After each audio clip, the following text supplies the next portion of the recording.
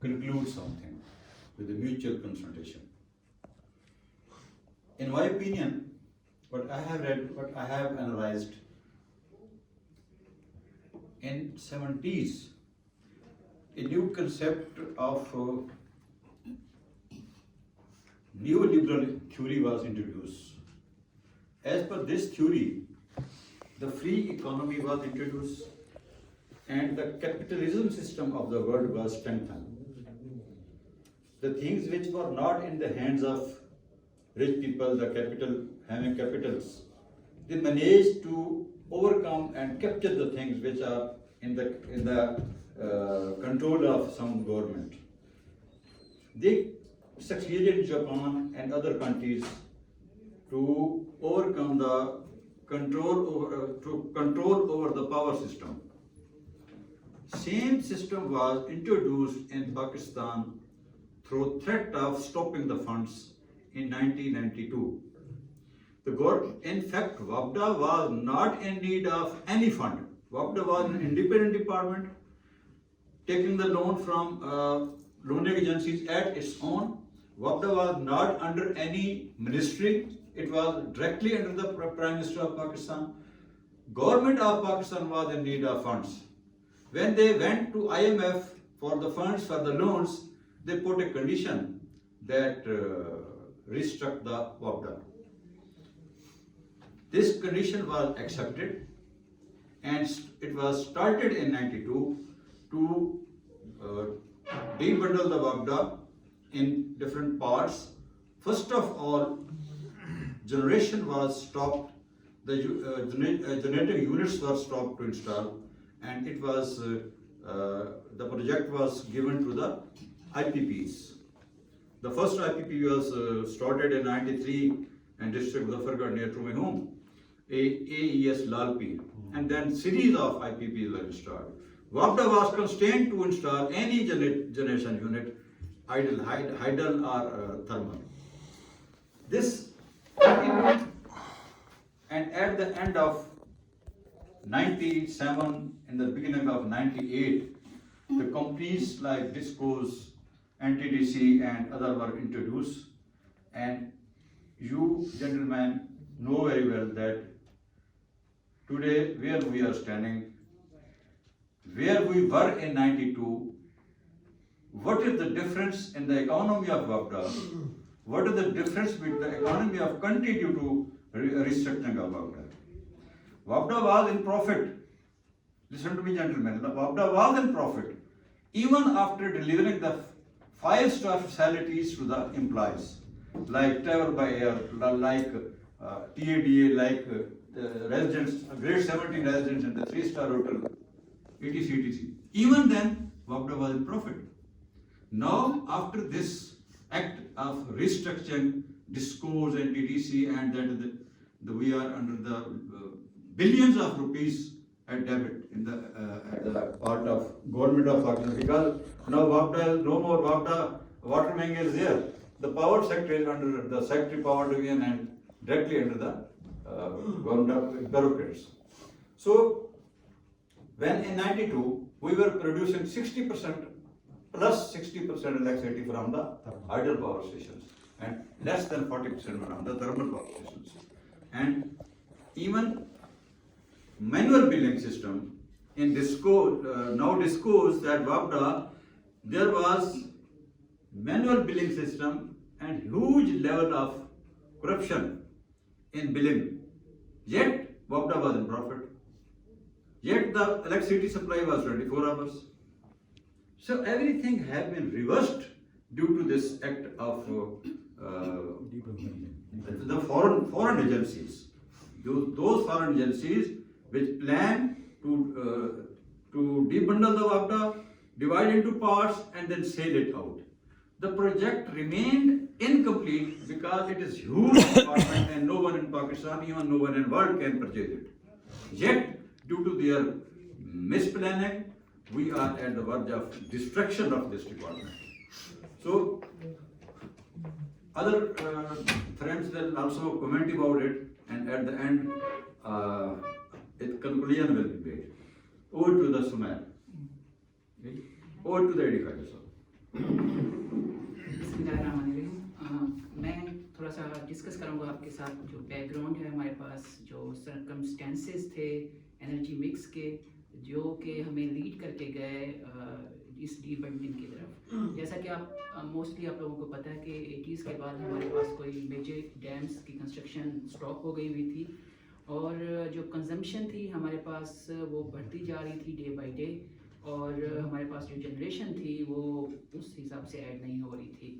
اس کے بعد اس گیپ کو سچویشن کو کریٹ کیا گیا تاکہ آئی پی پیز کو لانچ کیا جا سکے، اور آئی پی پیز کو ریلیٹیو ہائی پرائسز کے اوپر ہائی کیا گیا as compared to neighbouring countries کے طور پر کیا گیا.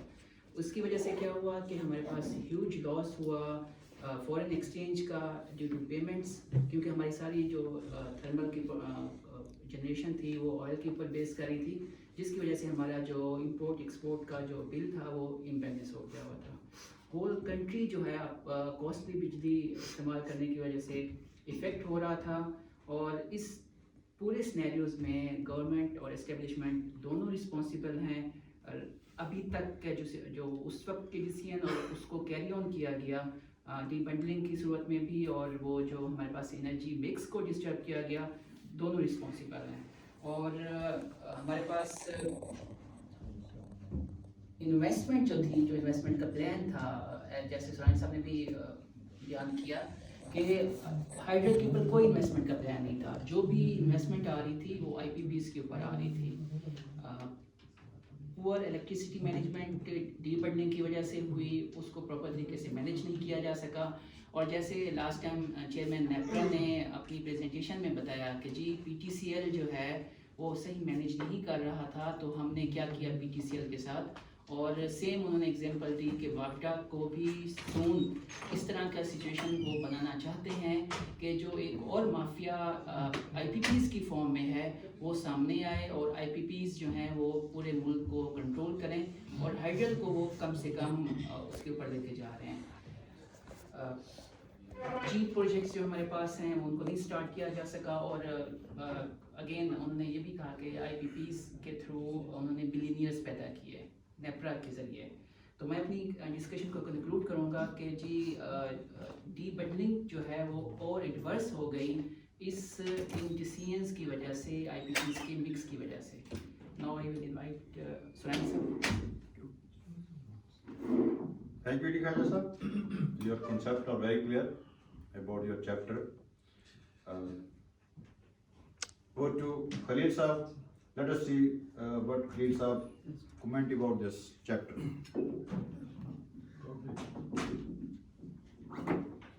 Bismillahirrahmanirrahim. Thank you, Sorani sir, Adi sir. You have very well explained about the debunking. I would like to draw your attention about the history and its consequences on this very large, third largest entity of public sector. WAPDA was once called white elephant before this debunking. Now, all of a sudden, IMF gives you directions that you have to debunk a huge organization without any future framework. So this has caused a lot of waste. Without any framework, you don't have any policy how these discos or NTDC would function. And about the future about the employees, you don't have how these employees would be merged in discos and NTDCs. This is a childish attitude. There should have been a solid policy before this debunking, and we should have framed a policy, legislations around, we should have taken around 10 years before going into practice. I would like us to draw your kind attention that still now DISCOs and NTDC doesn't have their rules and regulations. They follow WAPDA's rules and regulations. This is a very serious issue. Though they earn a lot of revenue, but their solid management lacks. Still they have very much issues with BODs. Still, I would like to also draw your kind attention that now watering never faced financial issues. But these days, after this debugging, we are facing acute shortage of financial issues.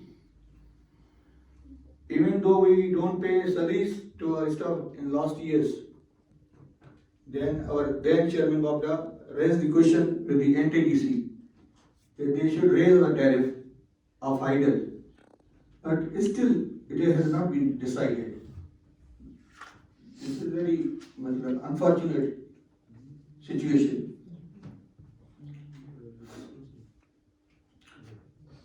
I would like to conclude that this debugging has not served the purpose as it was for, and now is the real time that we should consider and look our weaknesses and draw a future and solid strategy to overcome these issues. Now I would like to invite Mr. Sumair Memon to comment. Thank you, Khalid sir. Faculty and participants, Assalamu alaikum. Walaikum assalam. To some extent, on some points, I agree with my friends that there was a poor management in doing this debundling. But principally, I don't agree with my fellows that it was a bad thing to do. Actually, there is a myth which we all know that World Bank, ADB, IMF, they have hidden agenda. They have just one point agenda that how to destroy the power sector of Pakistan. We all say like this. This is a myth. As Mr. Sorani Saab told us that in 80s, before 80s, there was a theory. I will just go one step back. There was a theory called classical theory in which it was believed that if someone has capital, it has technology and location of land, they can build something. They can initiate a business. But in 80s, late 80s, the new theory which Mr. Sorani Saab pointed out regarding the liberal theory, it came out that the earlier theory cannot be implemented with power sector. So they introduced a new theory called liberal theory, in which concept of free market was evolved. So that the benefits of market should have a trickle down effect to common people. This was the base concept. So as it was discovered in developed countries, so it was implemented there first, in America, European countries and Australia. Of course, a lot of my friends will say that, okay, the situation is different, the dynamics are different in those countries than in developing countries. Coming to that point, that once it was implemented successfully there, the donor agency thought that it should be implemented in developing countries also, like Chile, Malaysia, India and Pakistan. You know, if you are a donor, will you give loan to a person who know that he is not good in the recoveries? He will not risk his money. So they gave you this framework that the developed countries had made most of it from it. Now you implement it. So it was successful in Chile and in India. You know what is the per unit rate in India for the domestic people? It's 4 rupees. They have also debundled. So why it is 35 rupees here? What is the difference? Difference is how you manage things. See, why this debundling was there? Because we had poor customer care service. We had delayed projects. You can count on projects which are already delayed. Why not talk about the recent project Neelam Jalo? Its PC1 was approved in 89. The original cost was 15 billion. First revision 101 billion, second revision 200 billion, then 250, then 400 billion, and even now it is going to be more than 500 because you know that a recent incident has happened. So look at it, from 15 billion to 500 billion. Are we a good managers? No, we are poorly managing things.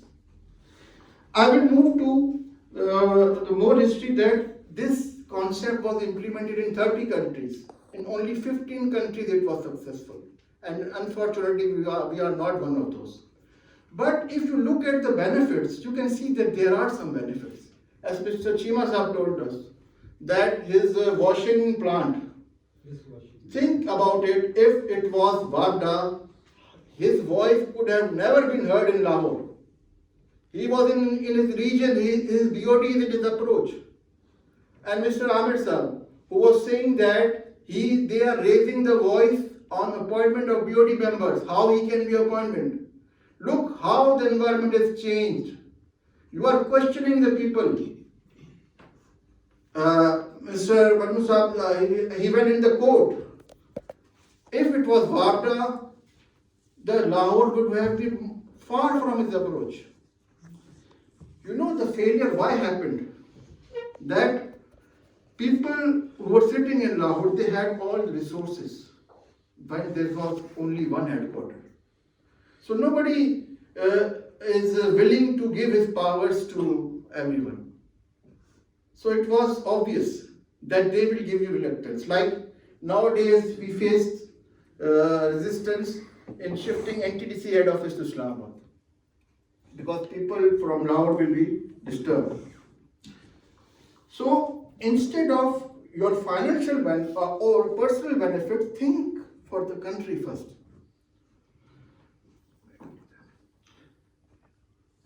Take example of KE. See how it is successful in the same country. How? Because there's a 3 steps are involved. First, you have to do the study, the impact. Then you have to build the corporate culture. Then you have to privatize. KE had done that, but what about us? We did it haphazardly. We did it in a hurry. Government told us and we did it in few years. Government said, okay, NEPRA was built in fortnight. On the next year, PEPCO was there. And in 4 years, the companies were already devalued. So we did it haphazardly. The management was not there. Now I will give this mic back to Mr. Sorani sir.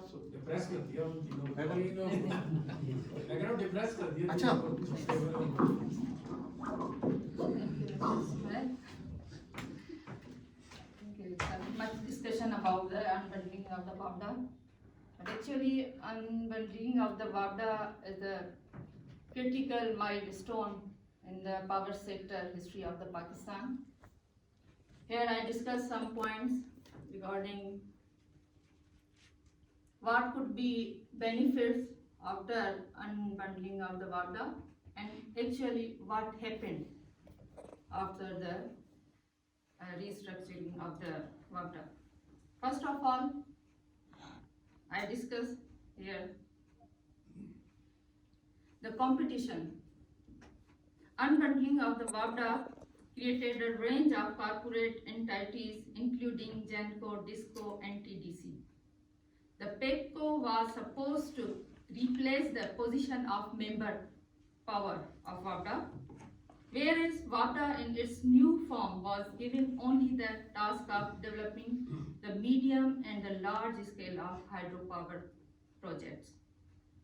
It was anticipated that the corporate entities like DISCOs will subsequently be privatized as a part of continued reform process and resultantly the environment of the competition will be created. This environment of the competition will help towards the controlling the electricity prices and the tariff as well. In other words, this was the anticipated that the market force by the virtue of the competition will help stabilize the power tariff and will keep this within responsible limits. However, the unbundling scheme could not be materialized in full as all the power sector entities remained within the ambit of the government. Hence, the dream of competition could not be realized. Another point is the self-sustainability. The scheme of the unbundling of the WAPDA aimed at the long-term sustainability on the part of the power sector entities. It was anticipated that the sooner or later the resultant entities, e.g. DISCOs, will ultimately achieve the commercial self-sustainability and result of competition. Another one is the enhance the credit worthiness of the WAPDA. With the loss of the financial credit worthiness of WAPDA in its previous form during 90s, this was expected that with the detachment of the thermal and the small scale of the hydropower development from its role, the WAPDA in its new form will focus much better upon only mega hydropower development, will improve its profit and loss scenario, as well as strengthen its balance sheet. However, WAPDA's financial performance as well as capacity to building rapid development of the hydro could not be improved up to the desired level. And some outcome, actually what happened, power sector fragmentation. One of the significant results of the WAPDA unbundling has been the fragmentation of the power sector into the range of corporate entities with no chain of the command or node of the coordination. In this regard, the PEPCO could not survive as the independent organization. And the duplicate overlapping is also the one factor in this present form of the unbundling. There has been the confusion, duplication and the overlapping between the corporate board, NEPRA, ministry and the Ministry of the Energy. This caused the alarming level of the wastage of the time and the resources as well. There are another outcomes also, like PEPCO defunctional role, loss of the competition of the sustainability and capacity of trade, and loss of the institutional capacity and the address strategic challenges as well. Now further conclusion, I will over to the Sunari Saab. Final conclusion, please. Thank you, Sumair Saab, Madam, Khalid Saab. Your comments and your knowledge is highly appreciable about this topic, this chapter. Provided me a lot of knowledge. There is always myth and reality goes together. There was a myth, there is some reality. However, just Sumair Saab gave us a lot of knowledge. There is a difference between the decentralization and the debundling. Decentralization of this big department was necessary. Yes. It was required. It was the need of time to decentralize it, to divide it into the area boards, independent area boards, not like the companies, and to keep the head in WAPDA house so that the loaning agencies in the world were standing outside the WAPDA house and keeping check in the hands, checkbooks. Take it.